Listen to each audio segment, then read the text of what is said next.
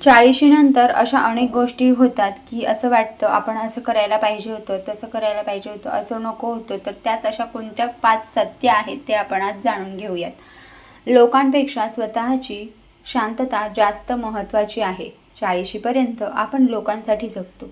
कोण काय म्हणेल, कोण दुखावेल याची भीती 40शीनंतर हळूहळू कळू लागतं की ज्या गोष्टी मनाची शांतता देतात त्या कितीही जवळच्या मनाची शांतता घेतात त्या कितीही जवळच्या असली तरी सोडायला शिकावं लागतं.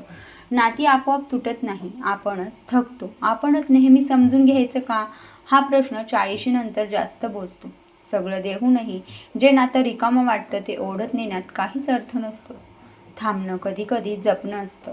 स्वतःसाठी जगणं म्हणजे स्वार्थ नाही, आधी वाटायचं. स्वतःसाठी विचार करणं म्हणजे चुकीचं. 40शीनंतर कळतं स्वतःला विसरून जगलेला माणूस शेवटी एकटाच पडतो. स्वतःची काळजी घेणं ही जबाबदारी आहे. पैसा आवश्यक आहे, पण तो आयुष्य नाही. आपण आयुष्यभर हवं ते सगळं मिळवण्यात थांबतो. पण 40शीनंतर जाणवतं ज्याच्यासोबत बसून 2 शब्द बोलता येतात ते लोकच खरी संपत्ती असतात.